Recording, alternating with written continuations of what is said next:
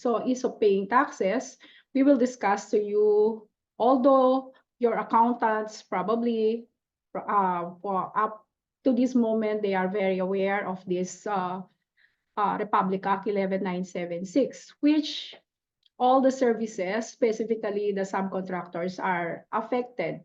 So along with me is the financial and tax planning team. We have to discuss it briefly on how to discuss it with you or to impart with you what are the requirements in changing of our practice in taxation. First, we have to move from create and train law now to ease of paying taxes. To start, we have to discuss one at a time, and then you can raise your questions right after the presentation so that we could able to address and answer as much as possible. And at the same time, we will not be interrupted. Pag nawala po kayo, just enter by muting yourselves. Okay? So Richard, let's go. Okay. The law was signed by our president last January 5. And on January 7, we started to officially publish this in the official gazette. On January 2, January 22, that is the effectivity date. When we say effectivity, we should count at least 15 days upon the publication.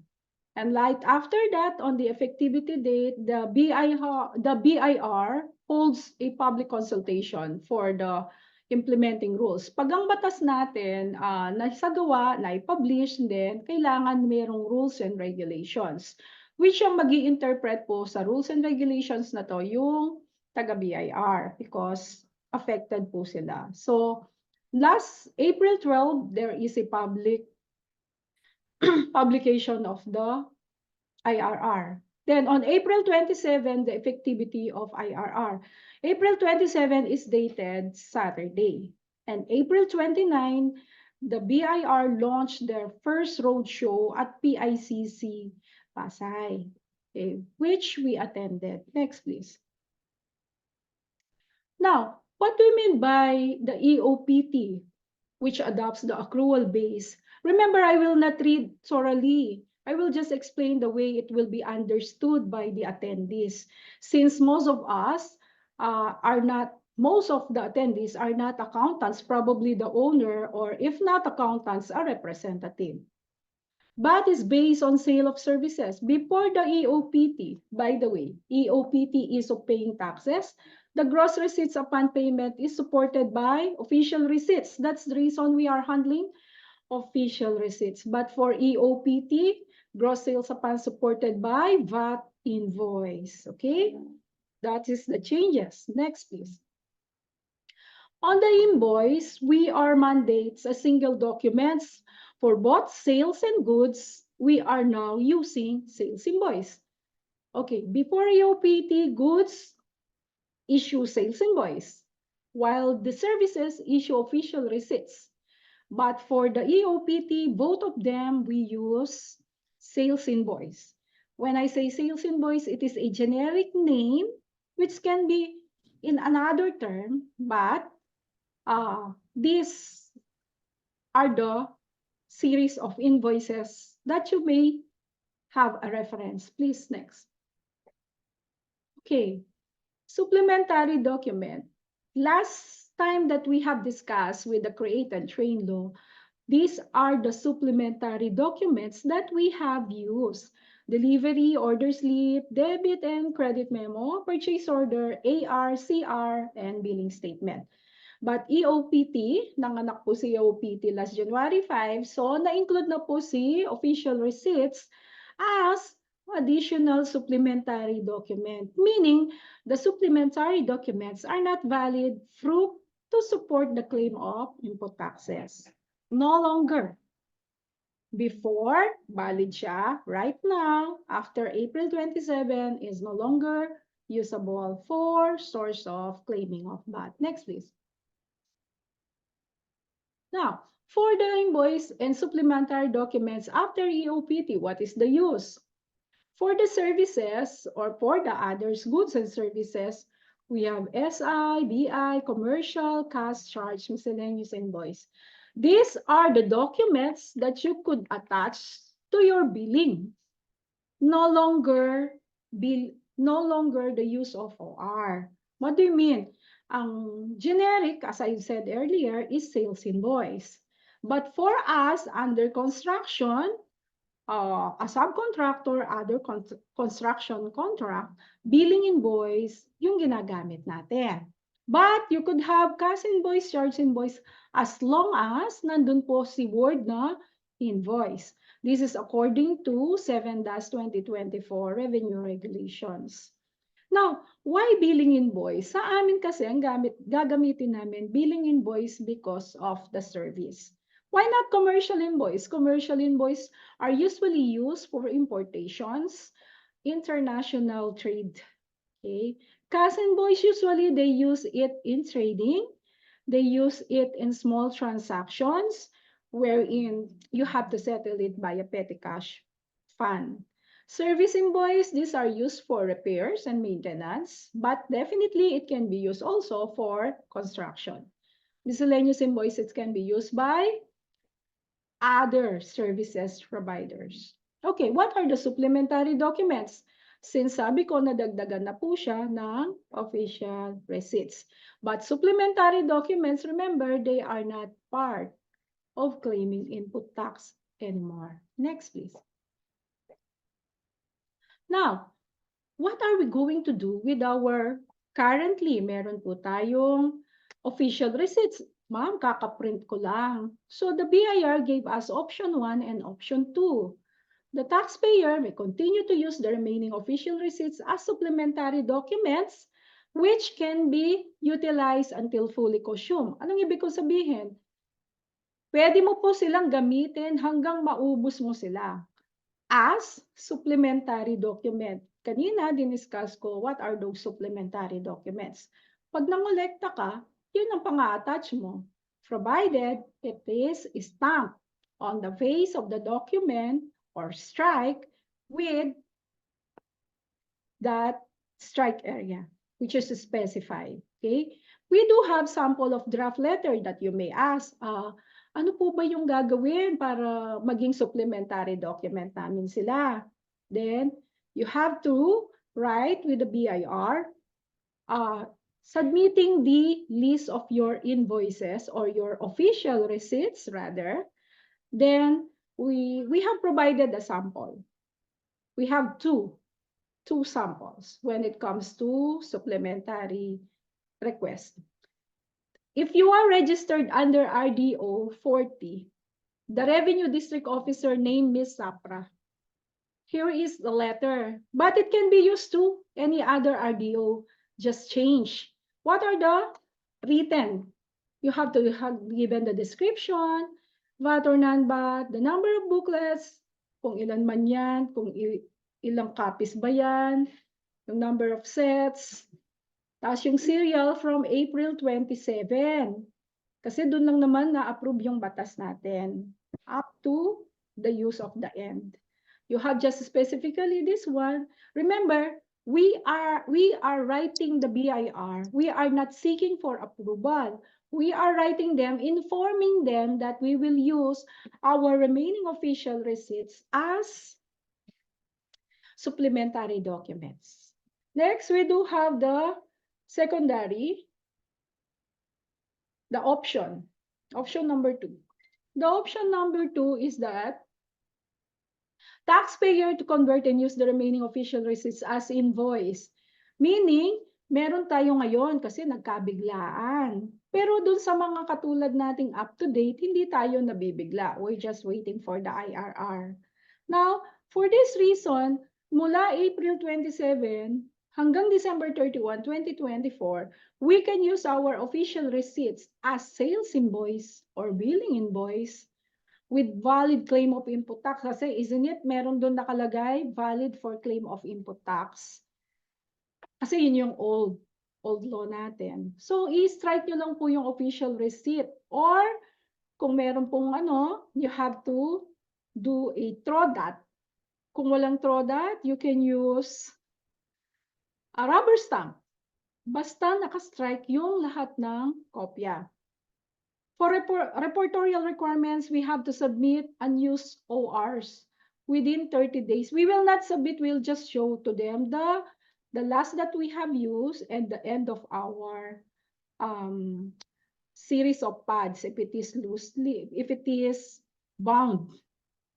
But for it's up to you if you will choose whatever options do you like. But because of time is the essence, you have to go to the BIR and write a letter requesting them or informing them that this series will be used, either sales invoice or supplementary documentations. Taxpayers shall obtain newly printed invoices with an ATP before fully consuming the converted official receipts. But I'm minding you that on December 31, 2024, the one that we strike, the official receipts, will no longer be used on January 1, 2025. They will be now be used as supplementary since we can ask the printer, but I think the printer is very busy right now. So immediately, hindi naman tayo pwedeng magpagawa. It will take us 2 weeks to 1 month. So in the meantime, syempre magbibill kayo sa amin. Then you can strike. But when it's strike, baka humingi po sa inyo yung mga sa site. Bigyan nyo na lang sila ng letter na ni-receive ng BIR for them to be satisfied that this official receipt that was strike to be used as billing invoice is acknowledged and received by the BIR. Now, for the draft letter, we have also provided a draft letter for the billing invoice per se. So this is the draft letter. It should have been noticed that, okay, we respectfully informing the Bureau, we will be used and converted, the official receipts will be converted as billing invoice to be issued as primarily until December 31, 2024. The former OR shall be strike out and stamp the word billing invoice. The details should be like this. Okay. Then there's another paragraph. The company shall continue to use the remaining ORs, and once the ATP or once the newly printed invoices, we will notify or surrender the unused official receipts. Ibig sabihin, pagka hindi nyo na po gusto na ituloy yung official receipts ninyo dahil nakukulangan tayo ng detalye, then we could have ask and prepare for an ATP asking for preparation of billing invoice. Kung first time nyo lang po ito, katulad namin na official receipts, then yung series nyo po will start at 00001. Okay? Hindi naman po masyadong madami dapat yung ipapagawa natin. Kasi malay nyo, pagkatapos ng term po ni BBM, magpapalit na naman tayo ng requirements or magkakaroon na naman ng bagong batas. Richards, please, next.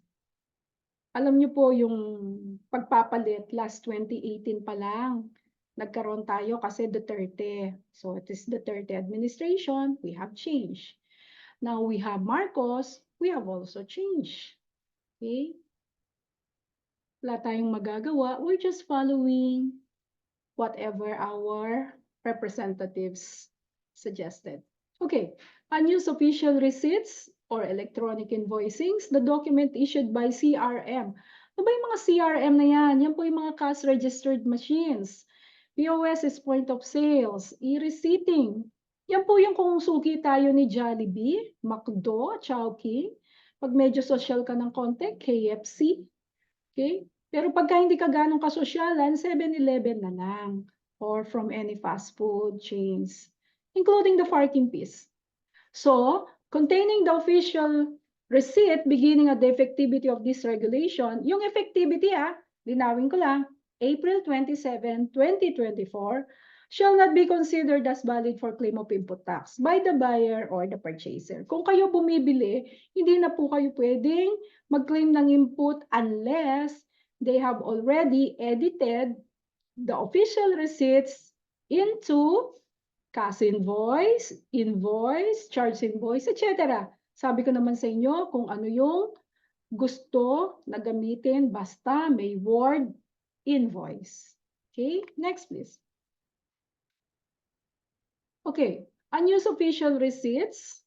Okay, ito po pakatandaan natin, the serial number of the renamed invoice shall start by continuing the last series of the previously approved OR and submit notice indicating the starting serial number of the converted invoice to RDO and LT. Pero kayo po, since service tayo, usual natin gamit is OR, hindi kayo kasama dito. Ang kasama lang, yung mga sinabi kong fast food chains o yung mga parking slot areas. Next, please.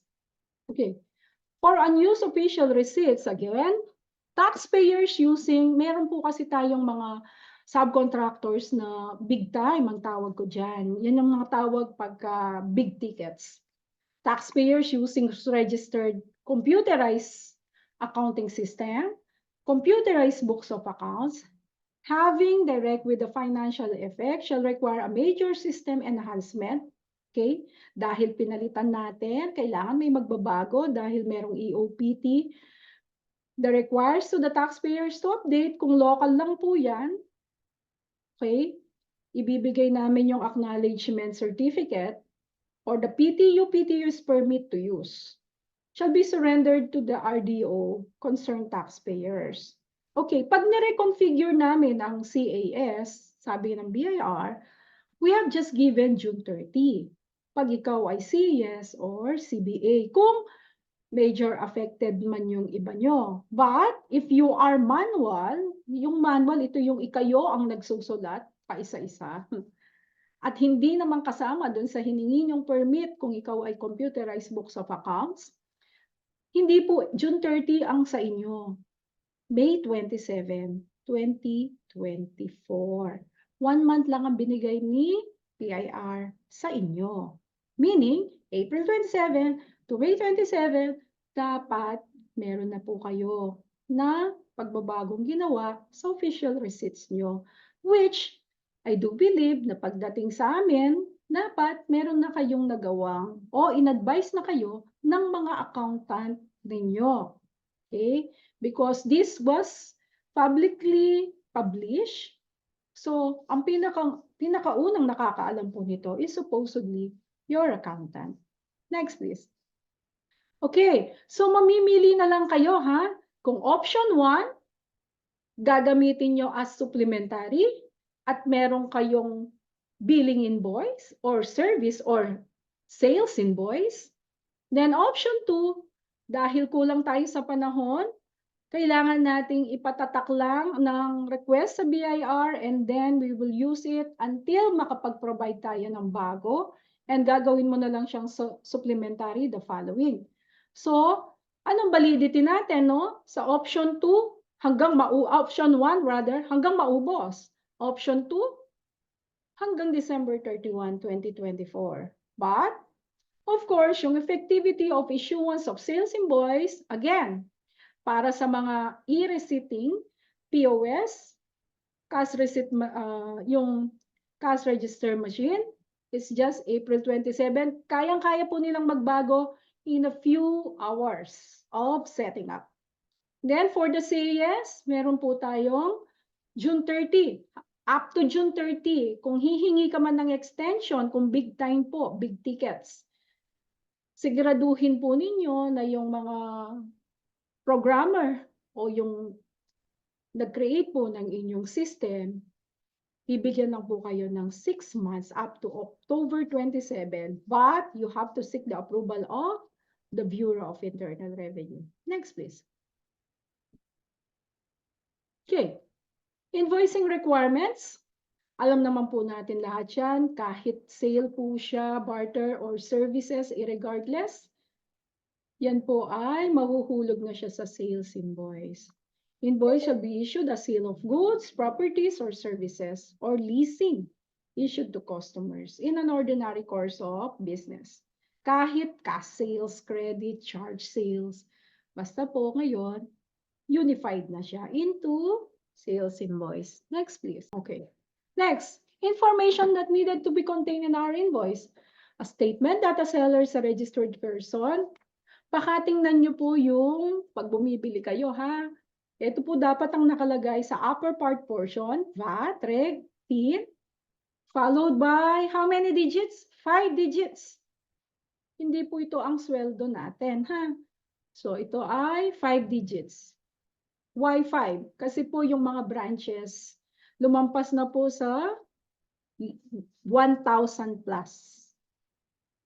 Ma'am, meron bang branches na lumampas ng 1,000 plus? Yes, kaya po ginawa yan. Ano yan? Ang mga company po ng SM. Banks, branches, BDO. Yan po yung mga lumampas. Now, what are those obliged? The purchaser pays or obliged to pay the seller with indication of this, provided the amount is shown as separate item, VAT exempt sale, zero rated. Kailangan po nakahiwalay siya. Next, please. If the sales of goods is zero, exempt, or whatever, then may proper calculation siya. Katulad po ng mga binibili nyo goods, sales invoice that were written in sales invoice. Dapat yun din po yung nakalagay dun sa billing invoice nyo. The important thing is dapat meron pong, don't forget, date of transaction, the quantity, unit cost, the description of the goods or properties or nature of service. Siyempre, wala naman pong quantity yung services natin, but we should have to provide the proper description. Okay? Depende lang po sa kanong format. Wala pong binigay na format yung taga-BIR, as it was discussed by Ma'am Janet Cruz. Next, please. Okay, what is the good thing? In case of sales, in the amount of 1,000, sales, kayo po yung nagbenta or more where the sale or transfer is made to VAT register, the registered name, address, TIN of the purchaser, customer or client. Business style is removed. Kung mapansin nyo po yung mga OR natin, tingnan nyo, meron po siyang business style, which is tantamount to say that business style is also the company's name, which was required previously by other administration ng taga-BIR. I-sample kami dyan eh. Next please, Richard. Okay, please bear in mind, ito po talaga yung pangalan ng kumpanya namin. Hillmarks apostrophe S. Kasi po usually, Hillmarks, dito yung apostrophe. Tapos shortcut yung construction and corporation. According to law, kung ano po yung written namin sa certificate of registration. Okay? Ito po address namin. Please don't forget, yung conception, hindi po siya C sa amin. Conception. T po ito.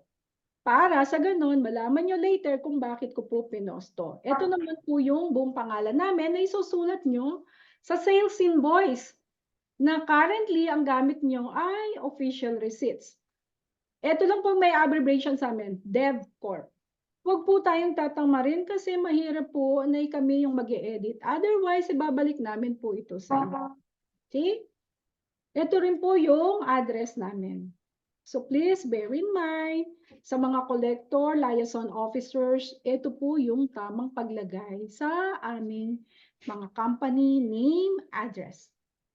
Okay, business style again is already removed under invoicing requirements. Next please. Consequences of issuing erroneous VAT. Ito na yung sinasabi ko kanina. Lack of information required under this regulation. Okay. Ano pong mangyayari kung kulang-kulang ang ginawa natin? Seller, kayo yan. Issuer, kayo din yan. Shall be liable for non-compliance with the invoicing requirements. Okay? Kayo po ang liable. Dati ang liable yung purchaser. Now ang liable yung nag-i-issue po ng sales invoice. Okay, but how about the buyer or the purchaser? As long as the information pertains shown yung amount of sales, VAT amount, TIN, registered name, descriptions, and date of transaction. We can able to claim input tax. Kung may mga mali o kulang, pero dapat nandito po yung A, B, C, D, E, which was mentioned in proper invoicing. And meron pang isa yan.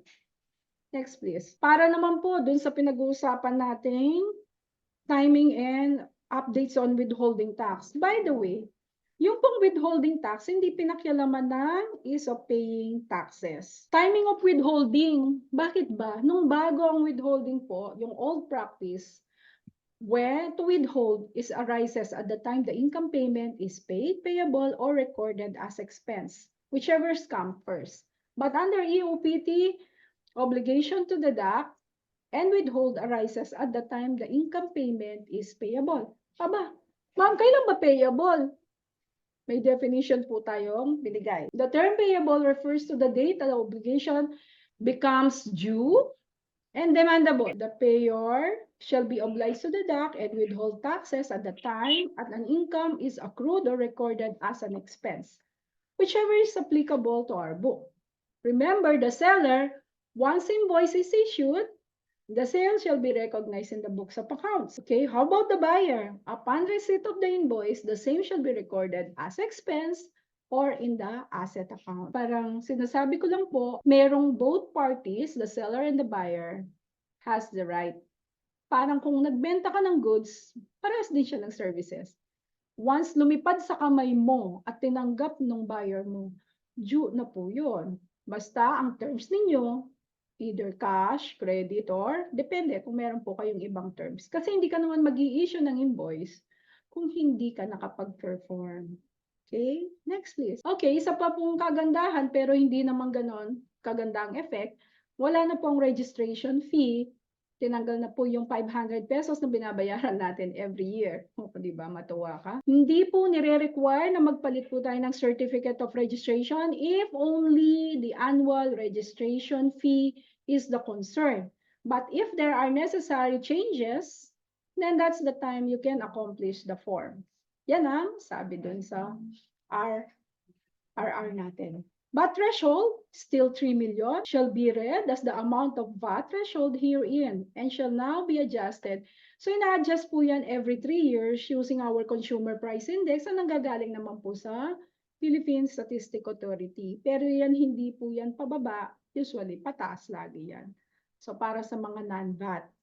Hanggang 3 million tayo dyan. Ma'am, how about those uncollected receivables? Previously, yung old law, okay?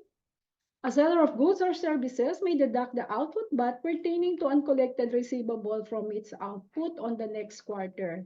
Halimbawa, sabi nga dito, explain ko na lang po siya, yung uncollected receivables mo, hindi ba nag-issue ka ng sales invoice? Tapos dineclare mo na siya ng June. Pero nakolekta mo pa lang siya ng December. So, pagdating po ng July to September, pwede mo siyang i-adjust, okay? Kasi nakolekta mo pa lang siya ng December, sa December mo na i-reflect ulit. Yun po yung sinasabi. Kasi kayo lahat mag-i-issue ng sales invoice agad-agad. Kaya ibig sabihin po, kung quarter yung pagpa-file natin ng VAT, at quarter din naman yung pagre-recognize at hindi mo siya nakolekta the following quarter, then the next quarter you can adjust. Provided, hindi nyo po tinreat to as bad debt expense. Ano yung bad debts expense? Yung kinlaim nyo na siya as expense outright. Okay, ni-written off na. Alam po yan ng mga accountant nyo. Written off. Siyempre, pagka tayo, 6 months to less than a year, we will not written off. We will just continuously remaining it as uncollected receivables. Next, please. Oh, what are those naman na uncollected receivables na requisites that must be present? Okay, of course, dapat may sale or exchange. Dapat may nakabook na sale on credit or account. Dapat kung meron din kayong terms na makikita nyo, usually sa PO, there is a written agreement on the period to pay the credit. Halimbawa, nilagay nyo, nag-bill kayo sa amin. Ang nakalagay sa contract natin as subcontract on a monthly basis. O, yung monthly basis, yung mark nyo na po yun. Eh, hindi nakapagbayad ng pangalawang buwan, pangatlong buwan, but within the quarter, still valid. Okay? Credit term is indicated in the invoice or any document showing the credit term. But is separately shown the sales specifically reported in the summary list of sales para sa mga accountant dapat nasa SLSP, SLSI, SLS, yung sa sales. The seller declared the tax return corresponding with the output. Okay, the period upon whether extended or not has lapsed or elapsed. And then the VAT component of the uncollected receivable was not claimed as deduction from gross income. Deduction from gross income, it is income less other costs and then other expenses. Doon pumapasok po si bad debts. Ibig sabihin, kung kailan yung nilagay mo siya na ginamit mo na as deductible expense. Next, please. So, in case of recovery upon collected receivables, kung kailan mo naman siya nakolekta, doon mo na lang siya i-declare as for the output or input. Dapat po parehas kayo ng seller and buyer in terms of recognitions. And then for the others is removal of civil penalty. Dati pagka nabibisi tayo, nagfile tayo sa Makati, pero registered RDO natin is in Quezon City, dati po may 25% penalty. Ngayon, waived na po yun. Wala na. So, pakatandaan nyo, pwedeng magbayad. Kasi wala na pong wrong venue filing. Next, please. Okay. Ngayon, tingnan ninyo yung 2022 nyo na income tax or FS. Ikaw ba'y na-classify sa micro, small, medium, or large? Pag ikaw ay micro, ito yung non-VAT ka with 3 million. Pwede ka rin maging VAT, but option mo yan. Pag ikaw ay small, 3 million to 20 million, I think dito kayo nagpo-fall. Small or micro. Pero yung mga nag-fall ng more than 20 million, less than 1B, medium taxpayer ka na. Usually, pag medium taxpayers, meron na rin yung mga nagpa-follow up na account officers. Pag large ka, which is 1B and above, meron po kayo dyang requirements. Napakarami. Meron kang magiging proud ka kasi meron kang sariling BIR account officer na nagmo-monitor sa iyo monthly. Pag large taxpayers ka, you are mandated to have computerized books of accounts or computerized accounting system and full computerized accounting system. Ano pinagkaiba ng mga yon? Computerized books of accounts, libro mo lang ang kinomputerize mo. Computerized accounting system, wala kang inventory system. And then yung full computerized accounting system with inventory system. All large taxpayers are mandated last 2002. So pag kayo po pumasok, antayin nyo po, papadalang kayo ng BIR ng notice that you were being classified. Pero sa mga baguhan, well, we repair, they will fall under small category of their classification. Yung mga bago-baguhan lang, ha? Yung 2023 o yung kaka-register lang na 2024, they will be classified as small, not micro. Kahit gaano pa kalaki yung capital mo. Madali lang pong tandaan, ha? 3, 2, 1. Small, medium, large. Okay? Next, Richard. Now, para naman po dun sa mga micro and small taxpayers, well, lahat ng penalty except fraud, 50% off. Ang interest po is 12%. Tandaan nyo ha, kung kayo na-audit, ang interest 12%. 6% lang sa inyo. Pag may penalty kayo, 25% ang surcharge, 12.5 lang ang under nyo. Basta, hindi po siya nahulog sa fraud. Preservation of books of accounts kasi medyo kulang sa spasyo. So, ginawa po ng BIR, ang preservation is 5 years lang. Unless, meron kang fraud audit, na meron kang kailangang i-prove, then, it is valid for 10 years. You have to keep it. Okay? Invoice issuance for non-VAT taxpayers. Dati po, 100 pesos. Kailangan ma-issuean ka na ng invoice. Ngayon, tinaasan naman ng limit, 500. Well, if the transaction is below 500, ano ba gagawin mo kung nagtitinda ka lang po ng kukunting pako, kukunting lumber, eh hindi umabot po ng 500. But within a day, you are instructed to prepare one invoice for the aggregate amount of sales of at least 500 within the day. Ang tanong, sino po i-re-reflect namin? Sa maliliit lang. Ilagay nyo na lang po, various. Okay, sikat po si various client. Next, please. Okay, ito na po yung pinakantay natin. What are the changes? We do provided the computation. Okay, sa old po natin, we do have contract 224, down payment 20, retention is 10, first billing, and second billing, 70-30. Sa old before EOPT, well, na-recognize po natin ang VAT, input. Okay, sa inyo naman po yung output. Di po ba? And then may EWT subcon and then cash and bank. Sa new law, wala na pong input. Wala na rin kayong output. Wala rin pong EWT, wala rin kaming EWT. So pag ang down payment nyo nirelease ngayong Mayo, full nyong makukuha yun. Wala po dapat withholding tax. Pag meron, magreklamo kayo sa project accounting team namin. Dapat wala. Okay? Gross nyo pong makukuha yan. Gross. Hindi po siya katulad ng old law. Why? Kasi kanina dinidiscuss ko, it's an accrual base. Next please. So yung pong mga tanong, may nagtatanong dito, sasagutin ko po mamaya. Ano po?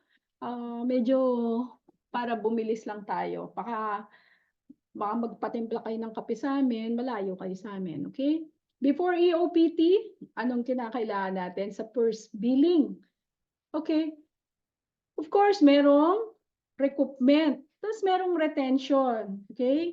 Yung retention, dun sa old law, is not yet subject sa input or output. Yung 12% dinidefer natin. Okay? Yung down payment, before, subject siya sa VAT. But for after EOPT, yung pong billing nyo plus retention, yun po yung subject sa input or output tax. Yung EWT nyo, subjected na rin po siya sa the whole billing. Okay? Yan yung difference, oh. Okay? Yung retention ninyo, already subjected na po siya sa VAT, even though not collected. What I'm trying to say, kabaligtaran po siya ng ginawa nung sa down payment sa old law. Okay? So, ini-specify ko lang po, magkaiba na po ang lalabas dyan. Okay? Meron pong treatment. Kasi dati, ginagawa natin, dinidiffer lang natin yung input kasi hindi pa nga siya collected. Specifically sa retention. Next, please. Now, before, dun sa retention na in-explain ko kanina pa, dito, meron ka pang nire-recognize na input. Dito, wala na. Kasi naka-advance na siya. Meaning, yung services natin, including retention, is part of the input na. Sa inyo, output. Pag kayo nagbibiling, no? Yung purchase. Ganito rin naman po, yung dito sa atin. So, may mga EWT. Bakit nagkaiba, ma'am? Kasi yung EWT recognition, nung old at saka new, iba na po siya. So, dapat sa mga new contract nyo sa amin, ito na po yung mga magre-reflect. And nag-inaayos na po ng project accounting team headed by Hines and the others, both Hillmarks and Phoenix. Dapat nasa EOPT ano na po tayo practice. Wala na po tayo sa old, wala na rin tayo sa other practice. But meron din kaming provide dito para at least masundan ninyo pagka yung computation nyo or yung contract nyo sa amin is prior to the effectivity of EOPT, dapat po magkasundo kayo ng project accounting yung recognition ninyo. Kasi kung ano po dapat ang ilalagay nyo sa sales invoice, ang ilalagay nyo na po is yung subject lang po sa input or output VAT. Yung mga nakaraang deposits o yung nakaraang advance down payment of to the subcontractor issued will no longer be declared sa sales invoice. Bakit? Kasi po na-declare na natin yun ng input tax or output tax. Transitory period po yan ha. Iba yung ngayon na pinapalakad at iba yung makaluma na nag-a-adapt siya para makatawid siya sa bagong batas. Next please. Okay. Ito naman po yung mga para po sa kung kami ang bibili nung ano nyo. Ito naman po yung mga practice.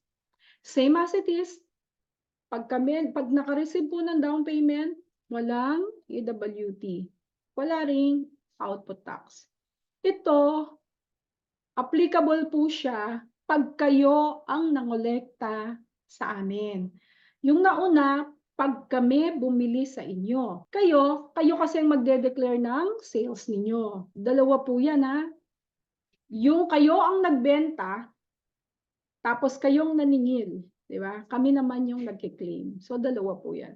And anyway, alam po yan ng accountant ninyo. Okay? Kung ano yung entries, where these entries are suggested entries, it's up to you, but of course, lahat naman po ng construction or subcontractor natin ay may kanya-kanyang accountant and usage. These are only suggested entries that were being used by Hillmarks or Phoenix or other companies in construction dito sa Hillmarks affiliates and subsidiaries. Next, please. So wala naman po siyang madaming pagkakaiba. Except, ang source document natin is official receipt dati. Ngayon, magiging secondary na lang po yung official receipts. Ang source na po natin dyan is billing invoice, service invoice, or whatever invoice that I was mentioned. These entries and this computation, ito po yung gagamitin namin after EOPT and yung merong old dito. Ma-migrate po tayo ha. Iwanan namin yung before EOPT. So, nandito tayo sa middle para sa new contract. And then, ito naman yung para sa with transitory. Transitory means ito po yung nagma-migrate tayo from old to new one. Okay? Ito yung kung bagong damit mo, dito ka. Ito yung pagka meron kang dating luma, pero kailangan mong ipa-alter kasi medyo sumeksi ka, dito ka. Okay? Dito po tayo. Next, please. Now, same as it is, pag nag-bill kayo sa amin, supposedly, meron lang pong ibang term. But of course, depende po yan sa gamit ng accountant nyo. Same asset treatment, retention is not subject to output but when it was not yet collected. Subject na po siya sa input, di ba? Upon billing.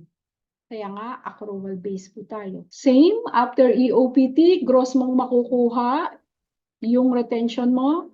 Wala ka ng ibang entry kasi wala ng accrual base. Dito, may entry ka kasi moving forward, meron kang old accounts, meron kang new account. Yung new nyo, yung new billing. May kadugtong kasi siya ng pag nag-process ka ng retention mo, yung on-billing mo onwards na na-tag na as may input or output bat na, yun yung exempt. Tapos yung old naman na gamit natin, ng galing dito, old. Yung kokolektahin mo pa lang at ngayon mo pa lang i-declare yung input, kaya meron po siyang PS. May exempt and PS. May de-declare ka pa rin. Next, please. Kaya ito yun, oh. Ito po yun. Pakibalik nga, chart. Meron pong deferred output kasi ito po yung nasa itaas na pinaghati. Okay. Ito yan, private, ano po ito, no? Service, 15,680. Yung 12% po nito diniferred natin. Why? Because this is part of the old law. This is the new law. So, pinag-combine po siya kasi transitory period. Next, please. Okay. These are other concerns. Baka po merong tinamaan sa inyo. The BIR issue a regulation last 2023 of March.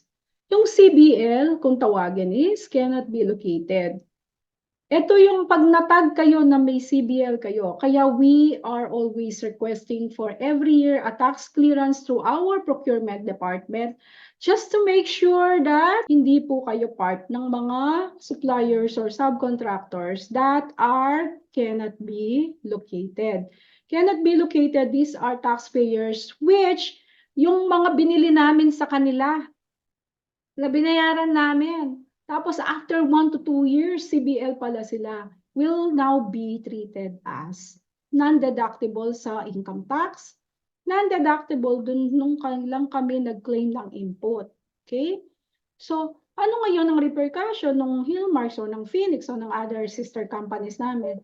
We have to secure tax clearance wherein it's specified there, walang open cases due to non-filing, wala ring open cases due to non-payment of BIR or income that is due to our government. Then, walang CBL kung lumipat ka pala ng office address na hindi ka nagbago.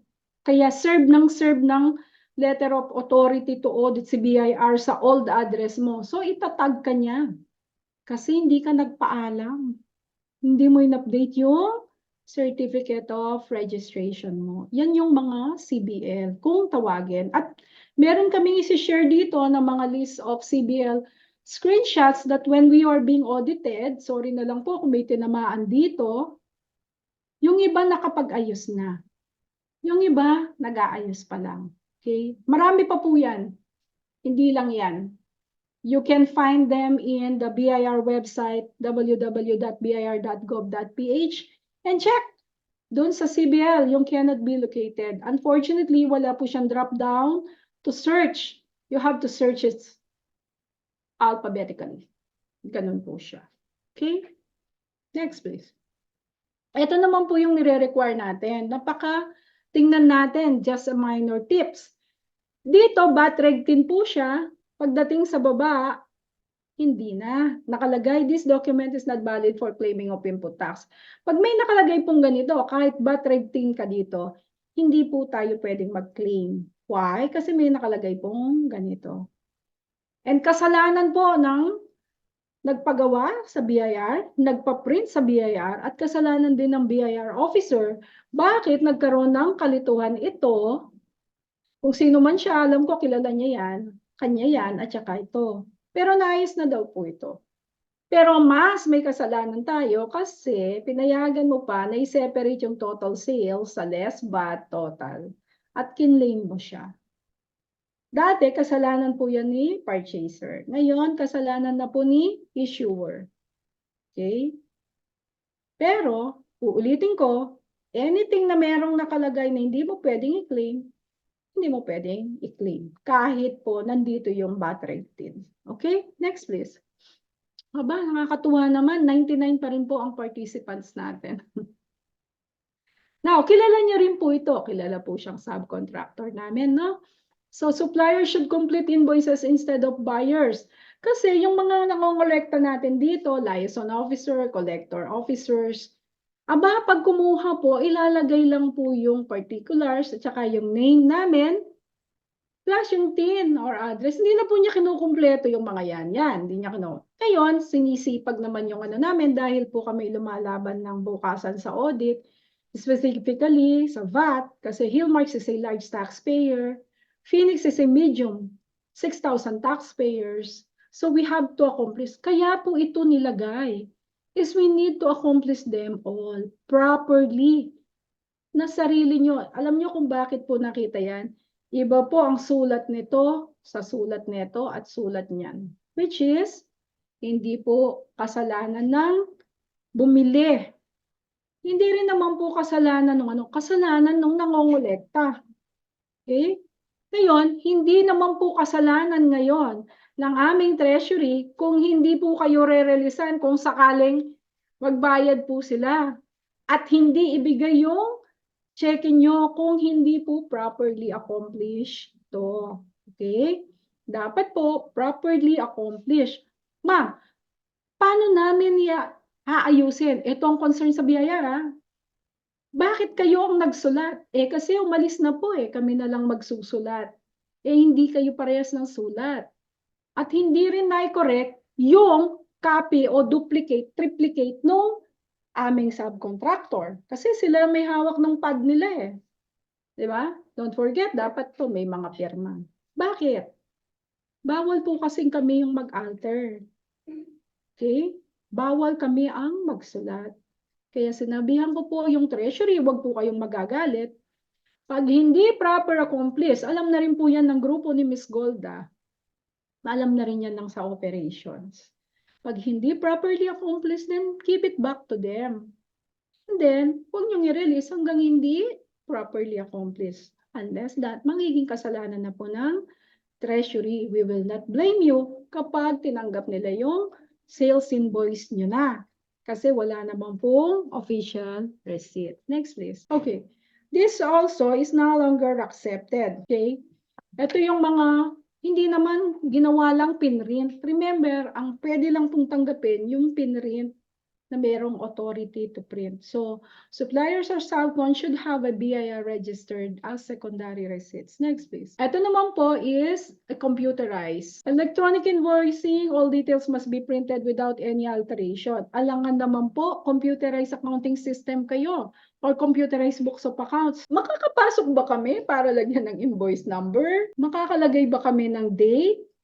So kahit kami po ang magsulat, hindi pa rin po yan i-allow ni BIR. Part yan ng mga disallowed transaction namin in claiming of input tax. Bakit?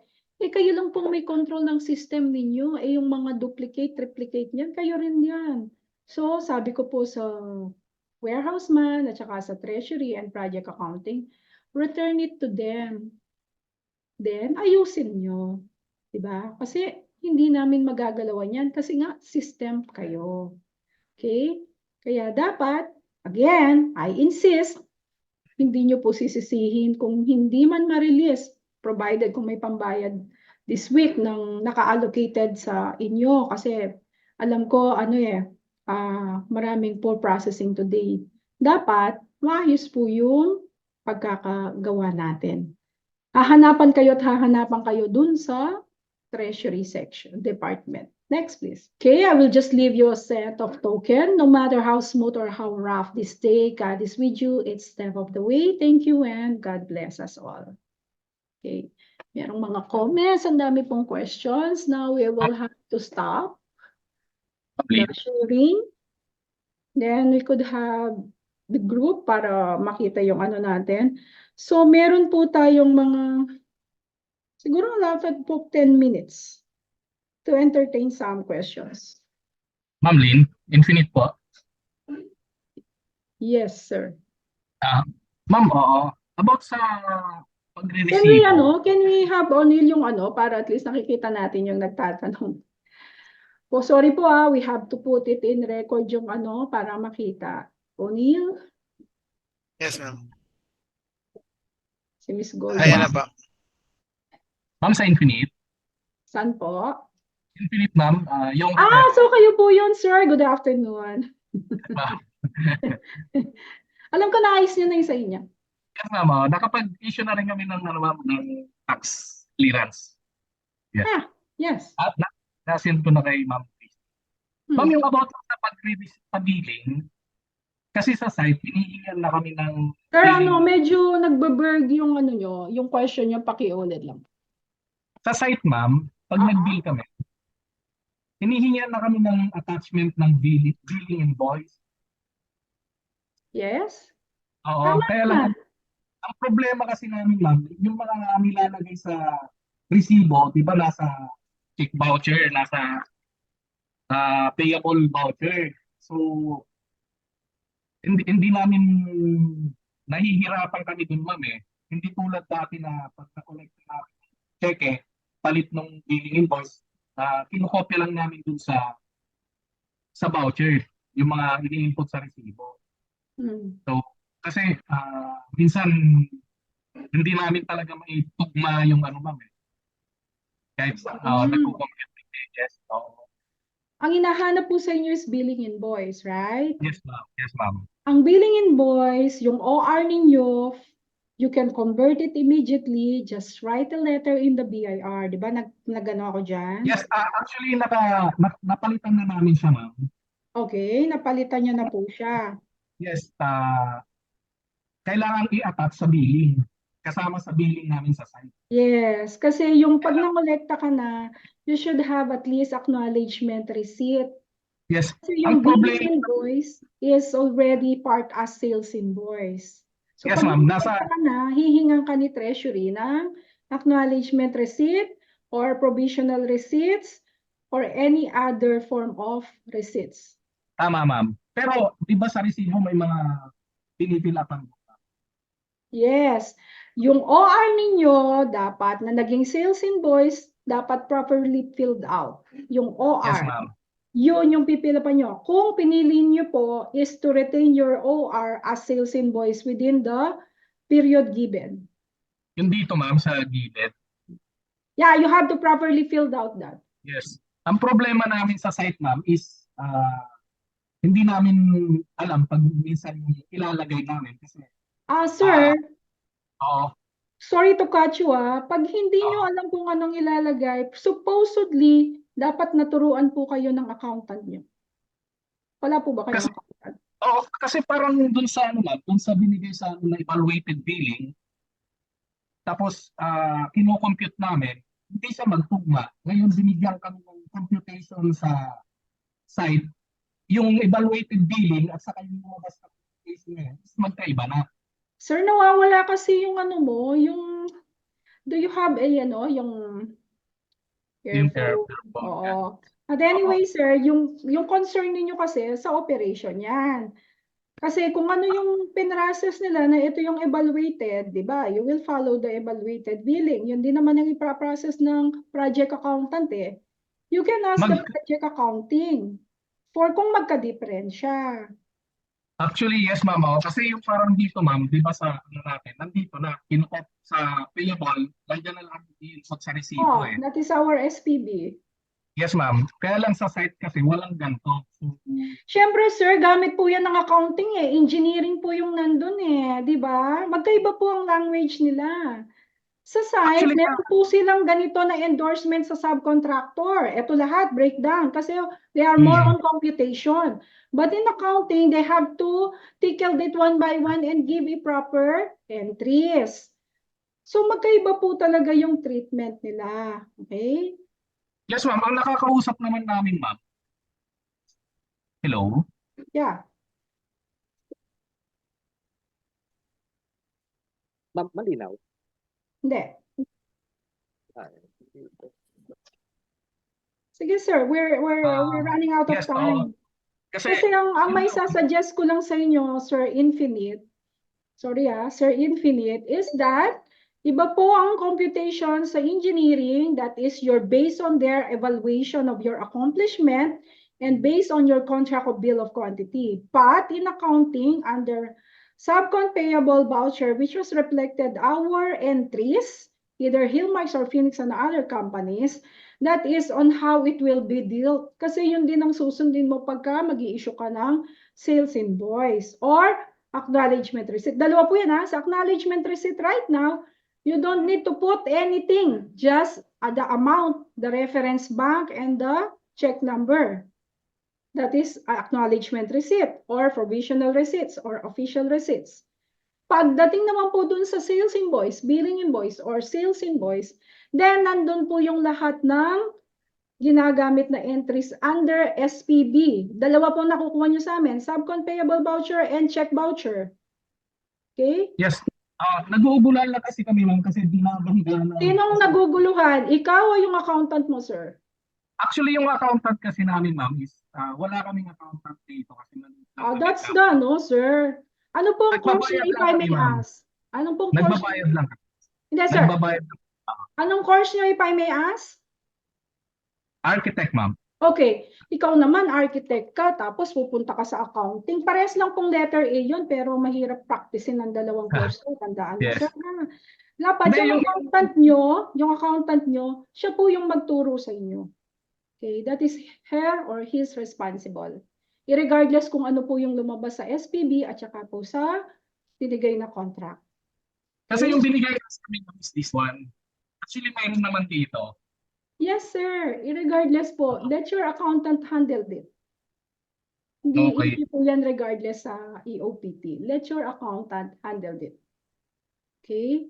It's not with EOPT. My concern is our EOPT. If you have any concern regarding entries, let your accountant handle it. Kasi magkaiba po ang treatment. Lalo na ngayon, mahihirapan po kayong sumunod for now. Okay? For now. Actually, oo.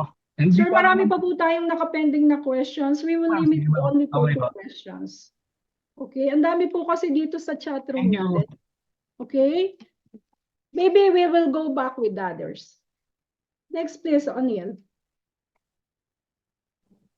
Hi, ma'am. Sa Good Yes. Morning Builders po ito. Yeah. Yes, ma'am. Ma'am, good afternoon. Ma'am, question ko lang po kasi ang available po na resibo po namin is billing statement. Opo. Pwede po ba namin siyang gamitin?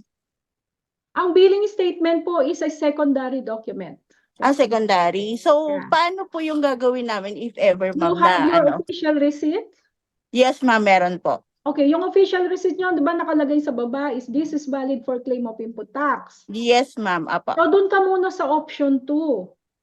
Okay po. Okay, sa option Bali, 2, okay po. papastamp nyo, Yes, papastripe po. nyo. Richard, could you please show one to us, the one which is OR? A sample, may strike through.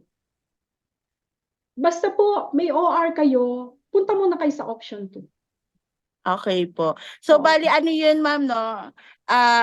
Magpapagawa kami ng rubber stamp. Tama po ba? Opo, kung medyo yayamanin po tayo, paggawa tayo, throw that. Opo. Medyo kung okay. medyo hirap po tayo, kahit lang dun sa paggawa po kayo ng rubber stamp. Ito po yung sinasabi ko. Opo. Strike Yes, through ma'am, po nakita yan, ko po. ha? Ito po yung Yes po. lalabas, billing. Opo. Pero sa billing po natin, katulad nga po ng sabi natin, we have to accomplish this. Yes, ma'am. Opo. Okay? Tapos, kung may time na po kayo, dahil yung SO1 ninyo is not valid for claiming of input tax and it is a secondary, then you can use it pag nagpa-follow up kayo. Okay? Okay Hindi ka po. masasayang. Yes, Kung ma'am. valid ka. Pag nag-follow Opo. up kayo, we have to submit our statement of account. Ito pa po yung unpaid namin. Ito yung kailangan namin singilin sa inyo. Then, Opo. pagka magpe-prepare na po kayo, you have to attach the sales invoice or Sales official invoice. receipt, option 2, until December 31, 2024. Opo.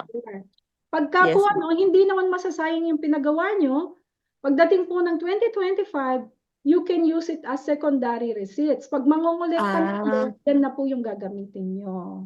Okay po. Yes po, Pero ma'am. pag I do advise, syempre ngayon, marami pong nag-aaligaga, nagpapapalit, papaprint, and it will take 1 month. Yes, ma'am. More. Opo. So, ang gawin nyo po, immediately you go to the BIR where you are registered under your RDO. And then, pa-receive nyo po, at ito yung rubber stamp na gagamitin nyo. Yun lang po yung rubber stamp. Pwede pa okay po. iba. Okay po, Kasi ang ma'am. sinecure ninyo sa kanila na tinatak ninyo. You Okay have po. to bring the first and the last. Bring also your ATP to show unto them that this is the covered of your official receipts. Okay, ma'am. Nagets po. Ma'am, thank you po. Salamat Okay, po. next question. Meron pong question dito. Richard, pakibasa. Yes po, ma'am. Good afternoon. Siscor. Yes, ma'am. Good afternoon po. Oh, good afternoon, ma'am Siscor. Okay po. Kasi ma'am, mayroon kaming sales invoice talaga. Dati pa to na ginagamit kasama dun sa OR nung unang nagpa-print kami ng resibo. Kaso ma'am, yung resibo namin expired no July 31, 2023. Wala na Tapos- pong expiration ng official receipt. Ay, hindi ma'am, sales invoice po. Sales invoice, wala ring expiration. Due to Wala na nga credit. ma'am. Oo, yes ma'am. Kaya kina-clarify ko lang ngayon ma'am. Ito pa rin yung gagamitin namin ma'am kung sakali po. Kung yan po yung gagamitin nyo na, itutuloy nyo po yung sales invoice nyo. Yes ma'am. Itutuloy nyo na po. Hindi nyo na po gagamitin kasi combine po kayo ng service and goods. Dapat po pa? Yung pong Yes ma'am. OR ninyo, yun ang gamitin ninyo as secondary. Ay, Pero secondary na lang po po. siya kasi meron po doon sa OR nyo nakalagay sa baba, this valid for claiming of input tax. Dapat Yes, po ma'am. i-strike nyo. Yes, ma'am. Basta itong sales invoice namin, ma'am, tuloy-tuloy pa rin uubusin lang namin bago kami magpa-print ng panibago. O gaano pa po kadami yan? Marami pa, ma'am, kasi hindi kasi ito nagagamit eh. Tapos na-expired lang nung July 31, 2023. Ay, ma'am, pag July 16, 2022 onwards po yung expiration. Wala na po siyang expiration. Until Ay, ulit yung wala na, sir. Opo, Oo. July 16, 2022 po yung simula. May cut-off yan. So, nung nag-train law po, sabi nga ni President Duterte, no expiration na po yun. I-ignore na po natin yan. Basta yung minention po ni Richard na 2022 of July. Okay Yes, po. ma'am. 2023 to, ma'am, yung Ay, expiration okay namin. lang yun. No problem. Okay po. Okay, ma'am. Okay, thank you. Sige, ma'am. Ma'am Thank Crystal. you. Thank you Okay po. Hi, ma'am. Good afternoon po. Wow, nakasingit si Sir. Good afternoon. Sorry po, mama. Ay, Quick hindi, lang huwag ka po to. magpa-sorry. Sige po, continue. Actually, this has been answered already sa chat. Pero kasi gusto ko lang ng confirmation from you. Kasi ma'am, di ba may mga payments may mga collections kami kay Hillmarks ngayong buwan. Then, actually, yung mga collections na yun, parang uncollected receivable siya before the effectivity of RR3 2024. So, ngayon, kasi di ba ma'am, ang ginagawa natin previously, hindi naman kayo nag-require ng billing invoice or hindi kami nag-i-invoice sa inyo. So, OR lang talaga yung nire-require nyo. Ngayon, yung mga makokolekta namin, bibigyan namin siya ng invoice for you to claim input tax. Tapos kami kami ng output. Ma'am, paano po yun, ma'am? Yung composition kasi ng nasa payment, yung gusto namin sanang malaman. Kung ano po ba yung nasa COP, yun din ilalagay namin sa invoice. Ganito po. Di ba magbibill kayo dahil all transaction tayo. Mm-mm. Di ba sinagot kayo ni Sir Richard? By the way, Sir Richard is my financial and tax planning head. Isa siya sa mga technical working group ko. Okay? Yung pag-bill nyo sa old, sinabi ko na kanina, yung mag-i-issuean nyo ng invoice, yun lang pong subjected sa input VAT sa amin, output VAT sa inyo. Okay? Kung subcon kayo, yung retention right now is subjected sa VAT. Yung billing subjected sa VAT. Okay? But the subcon down payment is no longer part of the sales invoice because it is already subjected from the old law. So parang billing plus retention, that is supposedly, tama? Ang ide-declare sa new law, less DP. That is being the source of VAT. Pero yung sa content po ng billing invoice, same lang, mapoprovide nyo po ba yung nun? Actually, meron kaming sample na billing invoice of our draft for the account of Hillmarks and Finis. Richard, can you show us the draft?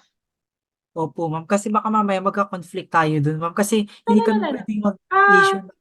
Right now, kung ano yung nakasulat dun sa OR, yun din ang gagamitin yung para sa invoice. Okay? Kung ano yung nakasulat, di ba, on the left side of your official receipts, di ba? On the left side of official receipts, there is written. What are those needed? Yun din po yung nandun dapat sa billing invoice. But for us, we do have our draft. This one is the draft. Pakilitan mo ng konti, anak, yan. Yan yung draft namin as billing invoice na gagamitin ni Hillmarks. But of course, you can have your own billing invoice, service invoice, as long as yung mga sinabi ko kanina na 5 nakahiwalay. Ito po, hindi tingnan nyo, nakahiwalay ang batable sales, VAT exempt, zero sales. Meron pong kahit po PWD or discount o yung tinatawag nating mga may medal of valor. Bakit meron pa sila dyan? Pagpapagawa kami, building hindi. Kasi part ng second senior citizen enhancement na yun is kung gusto nilang bumili po ng konting yero at saka ng plywood, pwede nilang gamitin yon. But of course, tayo malalaking kumpanya, but for compliance purposes, we have to put it. But for your account, you can put of your own. Okay? Meron pong nakalagay dyan, kung gugustuhin ninyo, pwede nilagay nyo payment, due date. Meron kayo kung saan nyo pinag-usapan. Si Judith, no? I mean due date. Kasi joke ko po kasi, sorry sa mga Visayans brothers and sisters. Kasi tawag nila Judith eh. So, tinawag ko rin Judith. Pero po yan ay due date. This is just only draft. This will be used by Hillmarks, Phoenix, or Building Beaver, whatever company we have. But again, you can have your own as long as these are presented. Okay Okay. po, thank you po, ma'am. Ma'am, sa charges na lang po, ma'am, kasi lagi po kami nasa-charge ni Hillmarks eh. Okay, Pinaglalag- nandiyan yung charge po ni Hillmark sa inyo? Nililas nyo po, kasi karamihan po sa mga payments, maraming charges. Kasi napapansin ko Like? parang, Paki-stop sharing na chart. hindi ko po maalala yung ibang charges, pero Sa dami nun, sir, mag-magnet ka lang ng isa. let's say for example, ano Anong ba yung project charges? po kayo, sir? Para Sa mabilis tayo. NCC? Ay, Saan po? saan ba yung project natin? NSCR? NSCR. NSCR. NSCR. NSCR, POSCO. Tarlac? Opo. Ah, Saan ba ang Tar- NSCR, ma'am? Tarlac? Tarlac. Hindi ko po alam kung saan located mo yung project. Pero Hindi, yun po yung... binabanggit mo sa dami ng charges. Opo, yun po Ganito kasi yan. napapansin ko sa computation, ma'am. Parang... Wait lang. minsan- Heinz Deducted or na sa Aisa, nandiyan billing. kayo? Heinz or Aisa? Nandiyan kayo? O wala kayo dyan? Wala Hello? ata, ma'am. Wala. Wala po. Wala sila? Hindi mo nakita?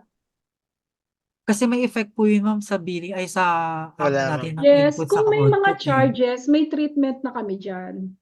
Kung Ayun ang po, charges mo ma'am. ba, enormous ba siya, huge ba siya, let's range it. 10,000, 20,000, 100,000 or more. 100, ma'am. 100,000. More. Now we have this one. Okay, para hindi kayo maguluhan sa kakaglagay nila ng deductive, change order, whatever, ganito po dapat ang gagawin dyan. Bill as what it is, and then, kung may charges sila ng utilities, water, or whatever the charges, palitan kayo ng kamay.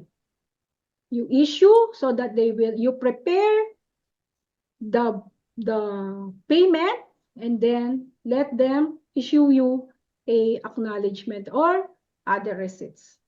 Ibibill na lang po yon separately. Kung 100 plus, para ma-claim ninyo as righteous expense nyo. Tama?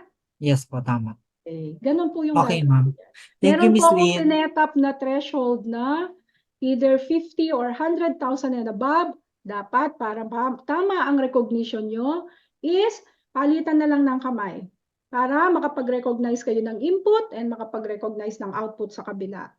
Then mag-recognize kayo ng 2307 with WT and then magre-recognize din ng creditable yung kabila.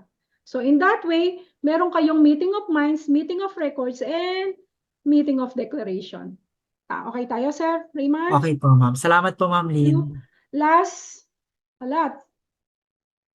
malapit na, Onil. May question dito. Yung ibang sinasagot na po ni ano pangalan to? Ni Richard. Okay lang po sumagot siya. Pero kung hindi po talaga kayo masatisfy, banggitin natin para matakal sa recorded na to. No? Next po. Last. Ilan pa ba ang pwede natin entertain, Onil? Wala na, di ba? Sa dami nung nandito sa chat eh. Onil. Di mo man lang ako binigyan ng tubig dito? Walang joke. Okay. Yung collection receipt, pwede pa siya gamitin? Yes, as a secondary receipt. Another question, billing since it go into under evaluation, are we aware of that? So sinagot naman siya.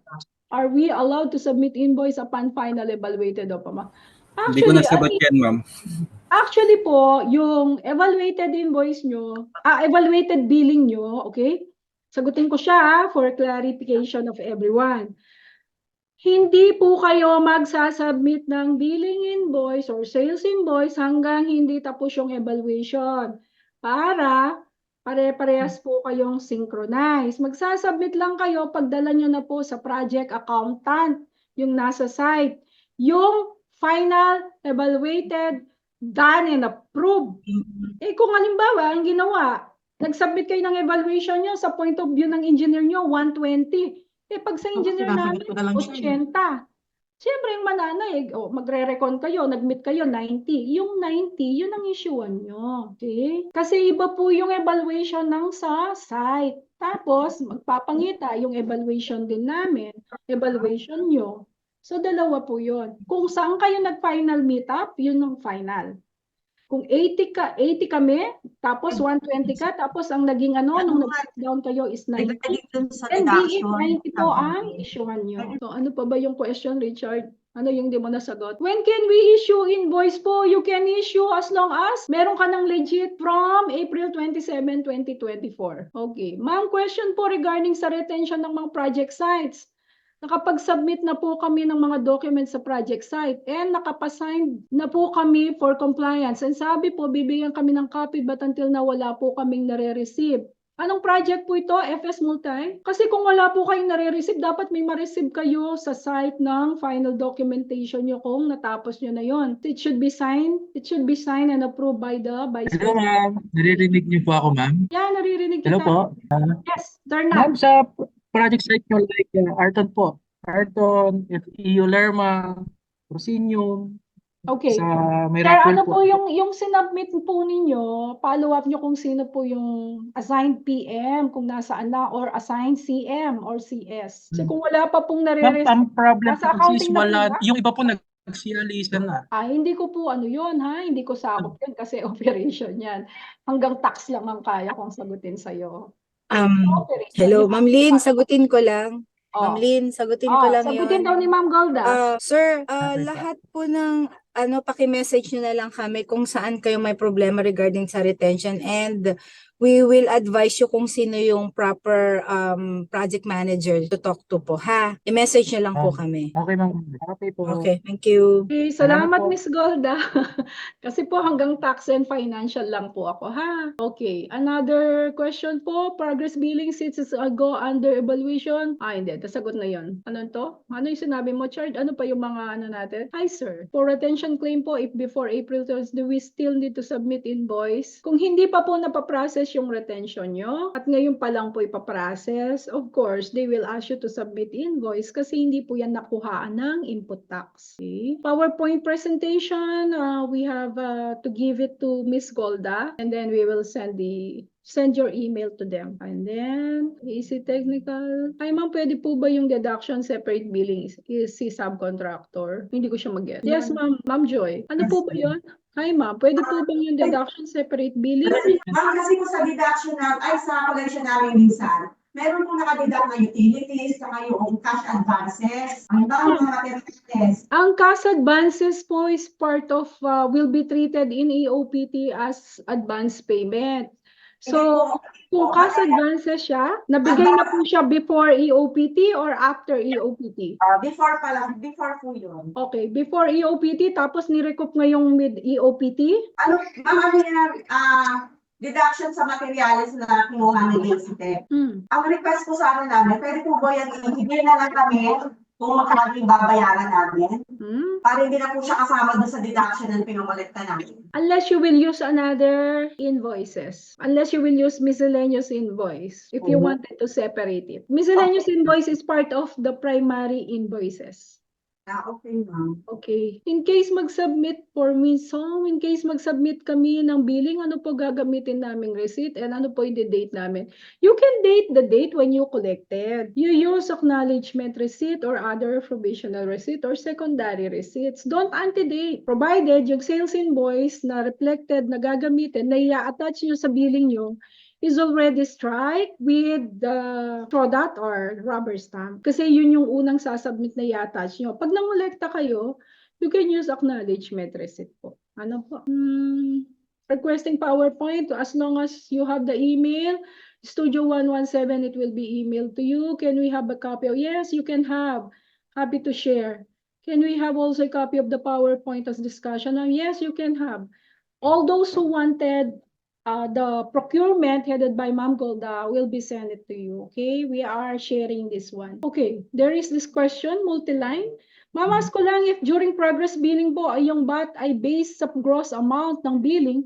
So ang retention po ay walang BAT, no need nang magbigay ng invoice po. Same dun sa example billing. Dun sa old one, 'Di ba, nagbibigay tayo OR. Pero kung in the middle po kayo ng transitory period, ngayon yung billing ninyo, yung part nun na retention will be part of the input VAT. Pagka nangolekta kayo, yung third transition na pinakita naming slide, yung third column, merong part doon na subject sa VAT, merong part doon na hindi subjected sa VAT. So yung subjected sa VAT, you have to issue billing invoice or sales invoice or service invoice. Yun naman pong na subject na dahil current po yung billing ninyo ngayon, no need, basta pinag-uusapan natin sa batas ng EOPT, yung mga subjected sa VAT, dapat issuean ng billing invoice. Okay? Yun po siya. Okay. Ma'am, question.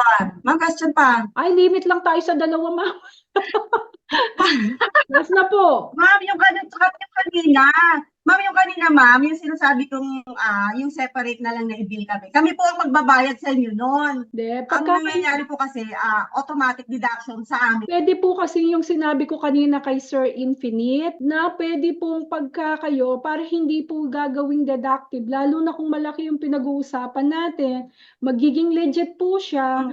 Kung pag binayaran nyo kami, i-process nyo po yung proper payment, gaya ng pagpaprocess nyo sa mga supplier nyo, and then kami naman yung ipaprocess namin sa inyo at gross po siya para tama po yung paglilibro. Issuean nyo kami ng billing invoice and acknowledgement receipt para dun sa nakolekta nyo sa amin at gross. Tapos mag-i-issue rin kami sa inyo ng miscellaneous invoice or para po naman maging legit din yung pagkiklaim nyo ng input. Yes, ma'am.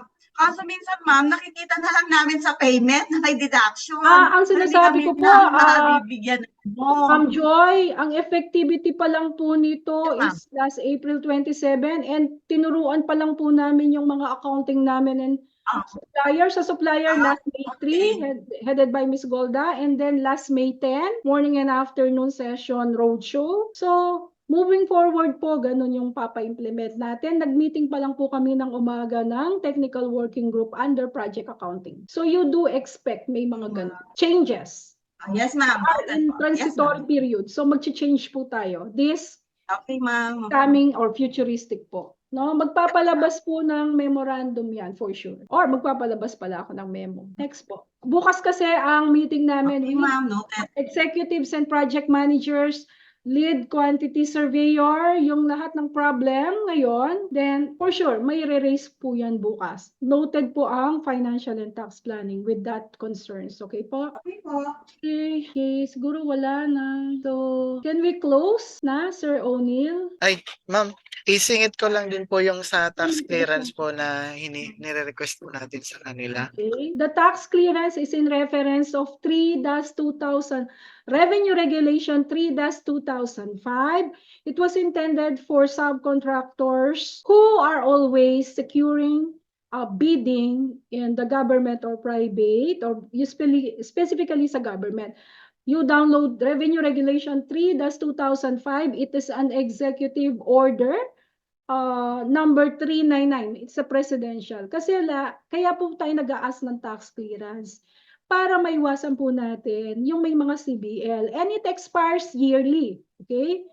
Kung kailan mo siya sinecure, it expires yearly. Yung tax clearance for the benefit of the company, Hillmarks or Phoenix, we are requesting that in order for that we are dealing with the proper right companies, specifically suppliers and subcontractors, para we can avoid those who have left the BIR and off na sila dun sa kanilang address na hindi naman tayo na-update kasi yung COR nila still on the old address. Kaya we require the tax clearance even though ang usage and purpose niya for government bidding, but we require it for the mutual benefit of Miss Golda and the accounting department. Okay? Ano pa, Sir Thank you, O'Neil? ma'am din. Wala lang po, ma'am. Yan So lang po. pwede na tayong magmerienda niyan, O'Neil.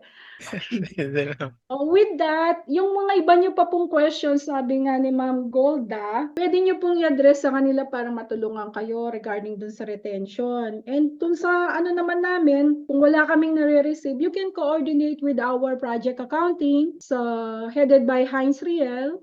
Sa Phoenix, go to Hipolito, Paulo, and Ajor, Miss Marjorie Alano. For Hillmars, you go to Miss Nea Caron and Aiza. Sila po yung supervisors and head. So makakarating lang po sa akin ang problema nyo pag hindi kayo nagsettle sa project accounting. At sa treasury, kasi ang treasury po headed by Miss Jovi, siya po yung sa payment. Inuulit ko po kung may concern kayo, makakarating lang sa akin pag di po kayo nagkasundo sa baba. But when it comes to payment, hindi po yan para sa akin. Para po siya sa treasury. Okay na po tayo, Ma'am Golds. So very fruitful. Napakarami po ng question pero hindi po natin lahat may di-discuss yung problems per se. Okay? Kung gusto nyo po, bibigyan ko kayo ng time pero syempre kailangan iset nyo din po muna sa accountant nyo tsaka sa project accounting. Kung meron pong hindi na-tackle na hindi po kayo naliwanagan kasi very short lang po talaga yung time. Actually, kung gusto nyo pong basahin lahat ng revenue regulation about AOPT, you can download it to www.bir.gov.ph. Revenue Regulation 3-2024 up to 8-2024. You read mga, siguro wala naman pong one half yung mga regulations. And we have to wait for another revenue memorandum circulars for the gray area. But I already discussed it to you, the silent pictures. Okay, so thank you very much. I hope I could have shed some light so that when you had your billings received by the project accountant in site or in procurement department or in project accounting department, medyo na-lessen up na po yung problems natin. Ms. Golda, please. Okay, Thank you so much. thank you, Ma'am Lynn, for a very fruitful discussion about the AOPT. My And pleasure. those who have another question, you just message to me, but my staff, my accreditation officer, to be led by Mr. Ronel Mico and Roland, we will create Viber account for this for all your queries, and then we will pass it to accounting department if needed po na ma-address or if we cannot address. And rest assured that all of the that discussed by Ma'am Lynn will be emailed to you. So kung Unil and Lan, please accommodate all their questions after this meeting, after this discussion, and create immediately the Viber group, okay? Yes, And ma'am. thank you Unil, and thank you Roland. And thank you, Ms. Lynn, and to the accounting department for this day. And I hope everyone is enlightened about this AOPT. Again, thank you very much and have a good day. Thank you, Ms. Golda. Thank you. Good Thank you, evening. Ma'am Thank you. Lynn, Sir Richard. Okay. Thank you. Sa lahat po, ma'am. Thank you. Thank you po. Sir O'Neil, yung recording na lang po pa-email. Yes, sir. Apo. Thank you po. Thank you. Okay. Thank you again. Bye-bye.